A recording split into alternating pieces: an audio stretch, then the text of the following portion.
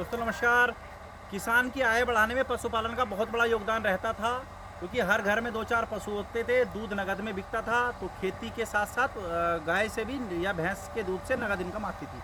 लेकिन पिछले कुछ समय में क्या हो रहा है कि डेयरी फार्म में लोग डेयरी फार्म में घरेलू पशुपालन को छोड़ते चले जा रहे हैं, जिससे क्या हो रहा है कि मार्केट में अच्छा दूध भी नहीं मिल पा रहा है और किसान भी अपनी आय कमाई जो इनकम का सोर्स है वो खोता चला जा रहा है। तो जैसे आज हमारा डेयरी फार्म है, इसको हम कमर्शियल लेवल पे कर रहे हैं, तो हमारे पास जितने भी लोगों के फ़ोन आते हैं सबसे ज़्यादा समस्या रहती है रिपीट ब्रीडिंग की, कि जी हम काम कर रहे हैं, गाय 2 बार तो प्रेग्नेंट हुई, उसके बाद खाली रह गई, उसको गौशाला छोड़ना पड़ा, इतना रिपीट होती रहती है तो कंसीव नहीं करती है, तो धीरे धीरे दूध गिरता चला जाता है। 20 लीटर गाय 5 लीटर पे आ जाती है, अपना खर्चा भी नहीं निकालती है।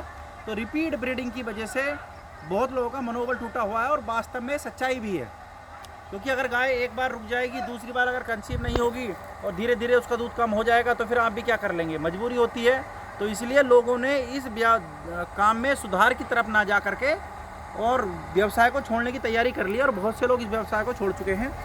लेकिन अब जैसा है उत्तर प्रदेश में संगठन बनाया गया है, हमारा रनिंग डेयरी फार्म चल रहा है, अध्यक्ष जी का चल रहा है, और 4-5 लोग पंजाब की टेक्नोलॉजी से डेयरी फार्म में ला करके अब डेयरी फार्म को सफल कर रहे हैं। उसमें से एक हम भी हैं कि पंजाब से सारी चीज़ें सीख करके कॉपी पेस्ट अपने यहाँ कर रहे हैं। तो हमारे यहाँ रिपीट ब्रीडिंग कोई बड़ी दिक्कत नहीं है, मैं ये कहूँगा कोई दिक्कत नहीं है।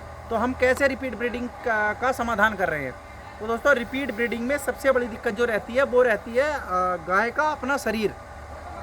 सबसे बड़ा कारण इसमें अपना शरीर है। अपने शरीर में क्या क्या होता है, जैसे यूट्रस का क्लियर ना होना, यूट्रस का बच्चेदानी का सफाई न होना, मतलब अगर उसमें इन्फेक्शन रहेगा तो आपकी गाय कंसीव नहीं करेगी। दूसरा, मिनरल डिफिशियंसी होना, अगर आपकी गाय के अंदर मिनरल्स की कमी होगी और विटामिन की कमी होगी, ट्रेस मिनरल की कमी होगी, तो आपकी गाय कंसीव नहीं करेगी। अगर वो हीट पे आ भी रही है तो वो बच्चे को टिका नहीं पाएगी और वो कन्फर्म नहीं होती। तो दूसरा बड़ा कारण है मिनरल, ट्रेस मिनरल और विटामिन का होना। तीसरा रहता है पेट और उसकी इंटरनल इम्यूनिटी का मजबूत होना। अगर किसी गाय की इम्यूनिटी मजबूत है, उसके अंदर विटामिन मिनरल्स की कमी नहीं है और उसका यूट्रस बिल्कुल क्लियर है और आपका चारा और फीड अच्छा है, तो गाय में रिपीट ब्रीडिंग कोई समस्या नहीं है। तो हमने अपने डेयरी फार्म पे इस चीज़ का समाधान कैसे किया है कि जिससे कि हमारा डेयरी फार्म चल रहा है और हम इस काम को बहुत आगे ले जाने के चक्कर में है। तो इसमें सबसे महत्वपूर्ण जो पहलू है हमारे हिसाब से वो minerals, trace mineral, uterus infection, अच्छा सीमन, अच्छा एआई वर्कर और अच्छी देखभाल मैटर करती है। तो हम इन सब चीज़ों की भरपाई कर रहे हैं। पहला, हमारे पास एक अच्छा डॉक्टर है, ठीक है, एक्सपीरियंस डॉक्टर हमारे पास हैं।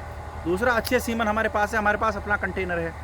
तीसरा, आयु का शेड्यूल हमारा बहुत अच्छा है कि हम जैसे ही गाय प्रेग्नेंट होती है, जैसे ही गाय की काविंग होती है, पहली हीट पर उसकी आयु करा देते हैं और उसका जो डिस्चार्ज वो करती है उसके देख के उसका नज़र अच्छी रखते हैं, तो पता लग जाता है कि इसमें इन्फेक्शन है या नहीं है।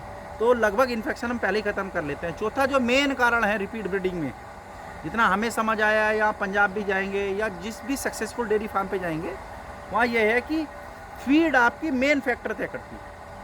अगर आपकी फीड में यूरिया है, आजकल आप देख रहे होंगे दूध बढ़ाने के, हर कोई आदमी दूध बढ़ाने के ऊपर जोर मार रहा है कि दूध बढ़ना चाहिए, दूध बढ़ना चाहिए।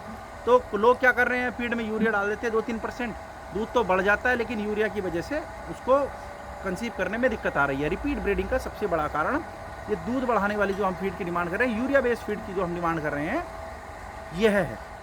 तो टेक्निकली हम बात करें, हम इस रिपीट ब्रीडिंग को कैसे रोक रहे हैं, तो हमने जो अपनी कस्टमाइज फीड बनवाई हुई है उसमें हमने 1% क्या मतलब 1 बूंद भी यूरिया या 1 ग्राम भी यूरिया नहीं डलवाया हुआ है। और हमारी फीड के अंदर प्रॉपर बैलेंस फीड है।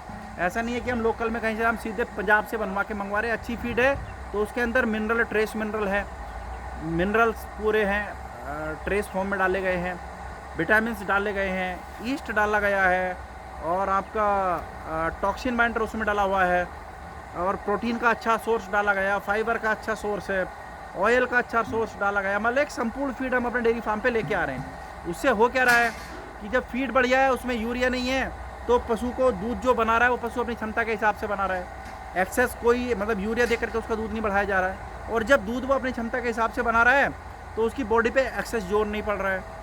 तो जब सब चीज़ें लगभग अच्छी जा रही हैं तो उसका पेट बहुत बेहतरीन रहेगा, रूमन फिट रहेगा बिल्कुल, और उसके शरीर पे कोई साइड इफ़ेक्ट नहीं पड़ेगा क्योंकि कोई भी हम केमिकल उसको नहीं दे रहे हैं। तो फीड जो मेजर पार्ट रहता है इसको हमने ऐसे कंट्रोल कर रखा है। आयु का हमारे पास प्रॉपर शेड्यूल है, और सीमन हमारे पास कंटेनर अपना है। जो डॉक्टर हैं वो हमारा एक्सपीरियंस डॉक्टर हैं, और एआई से पहले हम जो इंजेक्शन रहता है रिसेप्टाल बुसलिक एसीटेट का वो लगा देते हैं, और साथ में फास्फोरस भी लगा देते हैं। फास्फोरस का बड़ा इंपॉर्टेंट रोल होता है। तो दोस्तों रिपीट ब्रीडिंग वास्तव में कोई समस्या नहीं है, हम अपनी मैनेजमेंट करके। अब दिक्कत क्या होती है, एक और बीच में मेन पार्ट ये रहता है कि हमें गाय अगर 20-25 लीटर की दूध है तो हम उससे मतलब मोटी बचत करना चाहते हैं। कम से कम 40% आपको गाय को खिलाना है। जैसे हमारे यहाँ 30 लीटर की जो गाय है उसको हम लगभग 8 किलो फीड दे रहे हैं, चारा दे रहे हैं, और लगभग 12 लीटर का दूध का अपना वो खा लेती है, बाकी 18 में बचा के दे रही है, तो कंफर्टेबल चल रही है। और इसके अगेंस्ट में अगर हम बात करें, हम सस्ती फीड पे चले जाएंगे तो फीड भी ज़्यादा देनी पड़ेगी, नुकसान भी होगा, यूरिया भी जाएगा, मेस्टाइटिस भी आएगी, उसका रूमन भी गड़बड़ाएगा, सारी चीज़ें बिल्कुल भ्रष्ट हो जाएंगी। तो सबसे बड़ी जो चीज़ है वो बैलेंस डाइट की है, बैलेंस फीड की है रिपीट ब्रीडिंग में। क्योंकि देखो आयु भी लोग करा ही रहे हैं, सीमन भी लगवा ही रहे हैं, डॉक्टर भी सब स्किल्ड हो ही जाते हैं, है ना। तो ये कोई बड़ी चीज़ नहीं है। रिपीट ब्रीडिंग में सबसे इंपॉर्टेंट चीज़ जो है वो है आपकी फीड। फीड में प्रॉपर न्यूट्रिशन होना चाहिए, विटामिन होना चाहिए, मिनरल, टॉक्सिन, मिनरल, है ना, हर चीज़ का अच्छा सोर्स होना चाहिए। कुछ ज़्यादा केमिकल फीड में नहीं होना चाहिए। और अगर आपका एनिमल स्वस्थ है तो आपको रिपीट ब्रीडिंग की दिक्कत नहीं आनी है। हम लोग बस दूध के पीछे पड़े हैं, दूध निकल जाए, यूरिया बेस्ड फीड खुला के दूध निकाल लेते हैं, पशु कमज़ोर हो जाता है, बीसीएस डाउन हो जाता है। और जब पशु ही आपका कमज़ोर रहेगा तो कंसेप्शन आएगा ही नहीं। आप हमारी सारी गाय देख लीजिए, हमारा एक टारगेट है, क्या है, 2 लीटर दूध कम हो, हमें यूरिया बेस्ड फीड नहीं खिलानी है।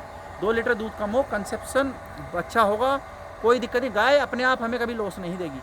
गाय जितना खा रही उससे दुगना ही हमें बना के देती है, बशर्ते हम उसके साथ ज़्यादा छेड़छाड़ ना करें, यूरिया बेस्ड फीड ना दें, और उसको उसके दूध के हिसाब से अगर डाइट नहीं देंगे तो वो कमज़ोर हो जाएगी और आपके यहाँ रिपीट ब्रीडिंग की दिक्कत आएगी।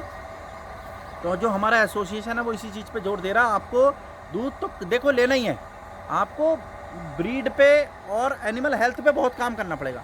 आपको अपनी गाय को लंबे टाइम लेना है, मतलब आपकी गाय कम से कम 14-15 साल तक आपके साथ रहनी चाहिए।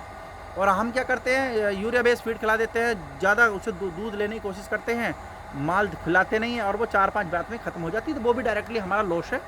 तो हम रिपीट ब्रीडिंग में जो इतने लोगों को फ़ोन आते हैं, हम सबसे पहले ये बोलते हैं आप फीड पे ध्यान दीजिए। फीड में आपकी यूरिया ज़्यादा नहीं होना चाहिए, अपनी कस्टमाइज फीड खुलाएँ, ठीक है, आयु कराएँ, और स्किल्ड डॉक्टर रखें, अच्छा सीमन रखें, सीमन की स्टोरेज बढ़िया हो, और टेक्निकल डॉक्टर आपका बढ़िया होना चाहिए, और आपकी देखभाल बढ़िया हो, तो कोई दिक्कत नहीं है रिपीट ब्रीडिंग। तो इन सब चीज़ों पे आप ध्यान करेंगे तो आपके रिपीट की दिक्कत नहीं आएगी। और एनिमल हेल्थ पे विशेष ध्यान देना है, क्योंकि आज तक दूध पे ध्यान देने वाले तो लोग अपने डेयरी बर्बाद करके जा चुके हैं। जिन्होंने एनिमल की हेल्थ पे ध्यान दिया वो सभी सक्सेस हैं। दोस्तों रिपीट ब्रीडिंग के लिए आप ये काम कीजिए, आपके यहाँ जो रिपीट ब्रीडिंग की समस्या रही वो लगभग मैं कहता हूँ 90% तक खत्म हो जाएगी।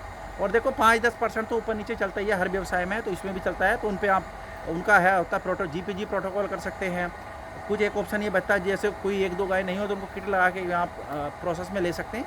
तो रिपीट ब्रीडिंग कोई ऐसा कारण नहीं है जिससे आपकी डेयरी बर्बाद हो जाए। हाँ, ऐसी जानकारी के लिए हमारे साथ जुड़े हैं, संगठन लगातार किसानों के हेल्प के लिए काम कर रहा है। तो रिपीट ब्रीडिंग का मैंने आपको इलाज बताया, इसी तरीके से हम इसका इलाज करते हैं। धन्यवाद।